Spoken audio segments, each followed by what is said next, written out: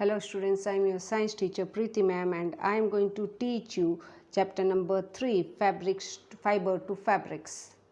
And the topics that I am going to cover in this chapter are about the silk, the life cycle of the silk moth, silk rearing and silk processing, means we will be discussing about silkworm rearing, cocoon softening, reeling and spinning. We will be discussing about the different types of silk, the difference between natural and artificial silk, and the health hazards in the silk industries. Silk. Silk is an animal fiber. Animal से मिलता है हमको and it is obtained from the cocoons of the silkworm. It has a history of more than 4,000 years. According to a legend, a Chinese queen noticed a shiny long thread unwinding from the cocoon when she dropped in her cup of tea by mistake. गलती से एक Chinese queen थी, उसके हाथ से एक cocoon गलती से उसके गरम चाय के प्याले में गिर जाता है और उसमें से उसने शाइनी थ्रेड बाहर निकलता हुआ दिखता है and this is how silk was discovered. Though this is a story, it is true that the silk industry began in China, which kept the discovery of the fiber a secret for a long time. बहुत सालों तक हमको पता भी नहीं था कि silk कैसे बनाया जाता है करके. They had made it a secret over there. And silk is soft, smooth and lustrous. बहुत ही soft होता है, smooth होता है और चमकीला होता है. Silk fibers are very strong and they are obtained as long continuous filaments. वो टूटे हुए धागे की तरह नहीं होता. It is long and a single fiber it can be more than 1 kilometer long. Silk has always been costly, luxurious fabric. बहुत ही costly होता है. The queen of the fabrics was originally used only by the royal families and nobles earlier, but nowadays it is used by many people across the world. Let us discuss about the life cycle of the silk moth. Silk moth has many stages in its life cycle. बहुत सारे stages से गुजरता है. A female silk moth, it lays nearly 300 to 400 tiny eggs. These eggs hatch into caterpillars. बड़े होके caterpillars बनते हैं जिसको हम कहते हैं as larva. The larvae, which is about 2 centimeter long, feeds on leaves and grows in size.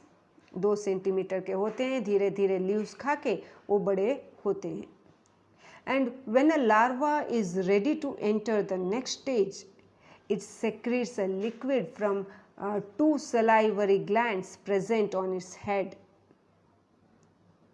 This liquid solidifies into a fine fiber when it comes in contact with air. Liquid store करता है, वो निकालता है और ये liquid जब air के contact में आता है तब वो thick हो जाता है और fiber बन जाता है.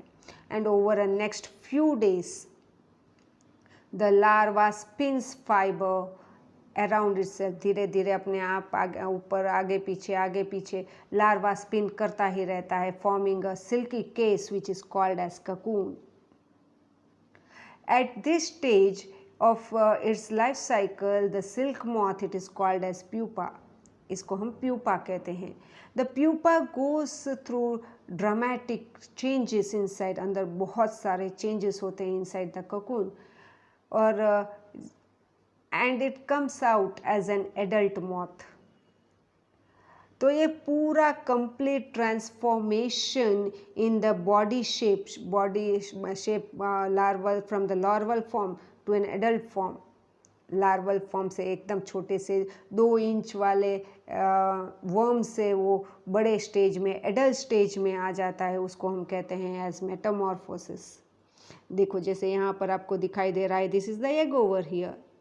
फिर लार्वा आया, लार्वा स्टेज के बाद मैंने आपको ऐसा बोला कि वो सलाइवा सेक्रेट करता है जो अपने आजू बाजू स्पिन करता रहता है, और जब वो एयर के कांटेक्ट में आता है तब वो थिक बन जाता है, सिल्की केस बन जाता है, जैसे आपको यहाँ पर दिखाई दे रहा है। और जब वर्म अंदर रहता है और सिल्की केस बाहर होता है तो इस प्रोसेस को, इस साइकिल को हम प्यूपा कहते हैं। और बाद में ये बाहर निकल जाता है तोड़ के, तो ये मॉथ होता है, और बाद में वो एडल्ट बटरफ्लाई बन जाता है। तो this is the process which goes on. Silkworm rearing and silk processing कैसे किया जाता है, that we are going to study now. तो पूरा हमने स्टेज पढ़ा, लाइफ साइकिल पढ़ा, पूरे हमने सिल्क मॉथ का, मगर उसको रेज किया जाता है, उसको बड़ा किया जाता है, उसमें से सिल्क कैसे निकाला जाता है वो अभी हम पढ़ेंगे। Raising silkworms for the commercial production of silk, it is called as sericulture. Commercial production के लिए, अपने फ़ायदे के लिए जो सिल्कवर्म्स को रेयर किया जाता है, उसको पाला जाता है और फिर उसमें से सिल्क बनाया जाता है, तो इस को हम सेरिकल्चर कहते हैं। And the silkworm that is most commonly raised for this purpose, तो कौन से सिल्कवर्म्स को रेज किया जाता है, पाला जाता है, they are the mulberry silkworms. और मलबरी सिल्कवर्म्स होते हैं, वो क्या खाते हैं, they eat the mulberry leaves. Mulberry एक प्लांट का नाम है जिसके लीव्स से वो खाता है। So you can see over here, these are the different worms which you can see over here, and these are the mulberry leaves. mulberry leaves को वो खा के वो बड़ा होता है। Then the silkworm rearing. The healthy female moths are chosen for that. बहुत healthy होते हैं, जो अच्छे से eggs दे पाते हैं, वैसे silk moths को यहाँ पर चुना जाता है। और जो ये eggs होते हैं उसको अच्छे से warmth दिया जाता है, humidity दी जाती है। They are given enough warmth and humidity. क्यों दिया जाता है, क्योंकि वो अच्छे से हैच हो सके और उनका लार्वा बहुत अच्छे से बन सके, इसीलिए। The larva are then transformed into trees. बाद में ऐसे ट्रेस में उनको डाला जाता है और फिर वहाँ पर उनको मलबरी लीव्स दिया जाता है खाने के लिए। और नियरली 6 weeks तक it does not eat at all, it stops eating. खाना खाना वो बंद हो जाता है जब उसको इसमें डाला जाता है। जब वो लार्वा स्टेज आता है तब उनको खाना नहीं दिया जाता है। So it stops eating and start spinning silk. Silk बनाना, सिल्क फाइबर बनाना वो शुरू कर देता है around themselves. And a few twigs or dried leaves, it is placed in the trays to give the larva support to which they can attach the cocoons. Or it takes about 5,500 silkworms or 8 kg of cocoons to produce 1 kg of raw silk. Silk बनाने के लिए 1 kilo silk बनाने के लिए nearly 5,500 सिल्कवर्म्स या 8 kg cocoons चाहिए हमको बनाने के लिए। Now about the cocoon softening.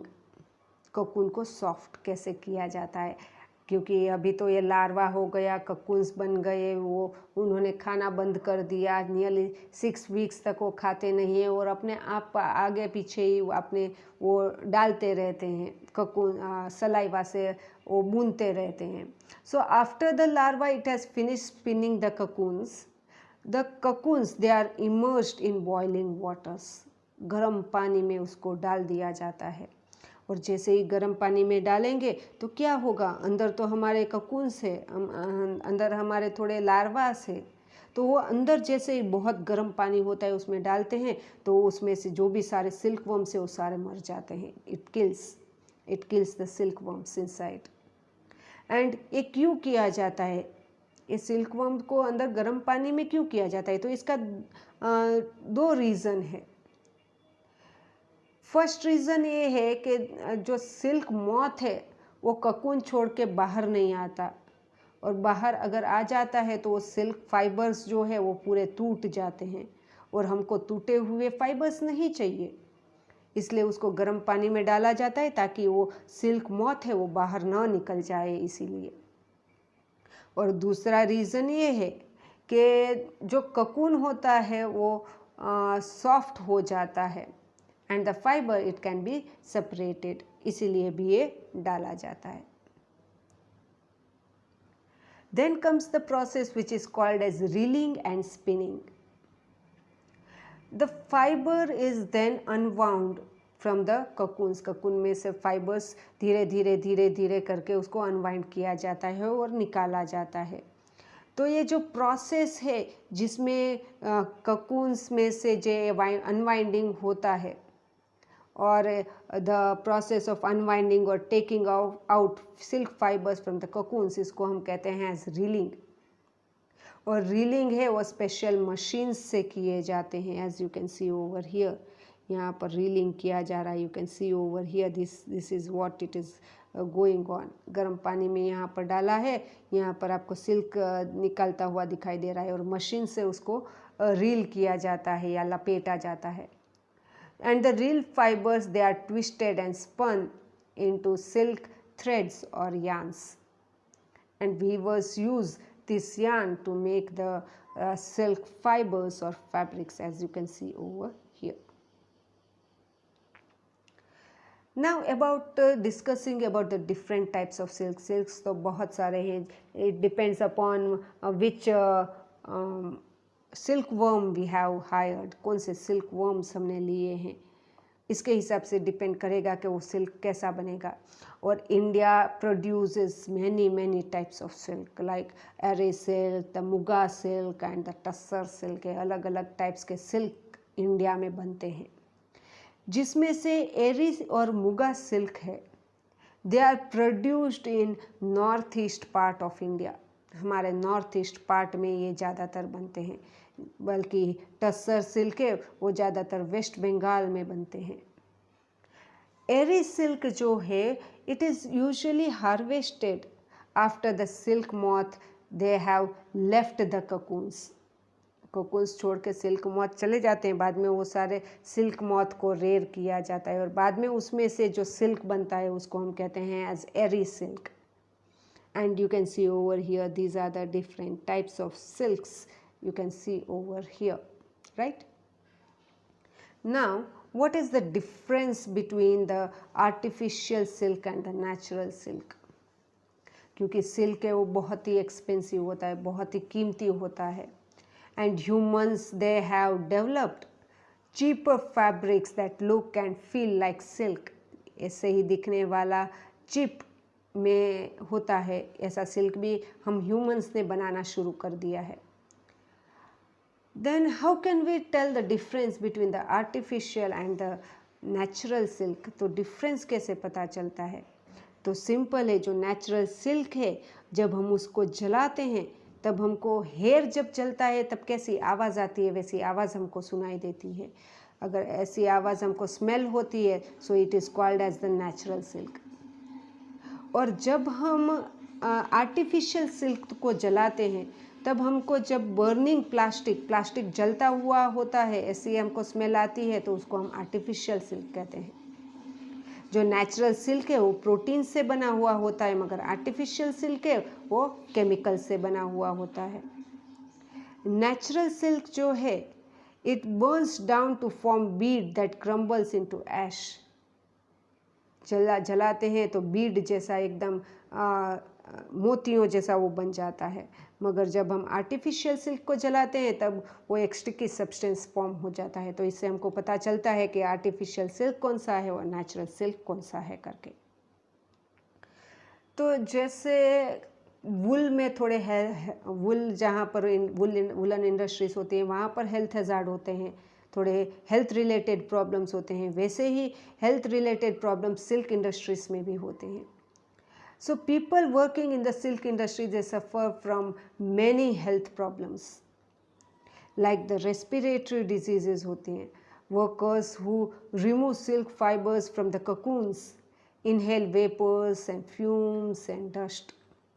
जो ये वर्कर्स जो काम करते हैं सिल्क फाइबर्स को ककून में से निकालने के लिए, तो वो जब डालते हैं तब उसमें से बहुत गंदी स्मेल आती है, वेपर्स निकलते हैं, डस्ट निकलता है, और इसकी वजह से रेस्पिरेटरी डिजीज़ उनके बॉडी में हो जाती है, जैसे कि अस्थमा हो जाता है, ब्रोंकाइटिस हो जाता है, और बाकी बहुत सारी ऐसे दूसरी एलर्जीज भी हो जाती है। इतना ही नहीं, they also face many skin infections also. The workers have to check cocoons to see whether the silk fiber has loosened enough for reeling by putting their hands in very very hot water. कितना soft हुआ है देखने के लिए workers जो है वो बहुत गर्म पानी है वो उसमें हाथ डालते हैं अपना चेक करने के लिए कि उनका जो ककून है वो सॉफ्ट हुआ है या नहीं, और इसकी वजह से उनके हाथों में बहुत सारे ब्लिस्टर्स हो जाते हैं, स्किन में बहुत सारे ब्लिस्टर्स हो जाते हैं, and peel off and can lead to wounds and many skin infections also. So here we come to the end of the chapter, the fiber to the fabrics, and here are some of the questions for which you are going to write down the answers in your books. So I end up over here the chapter. So students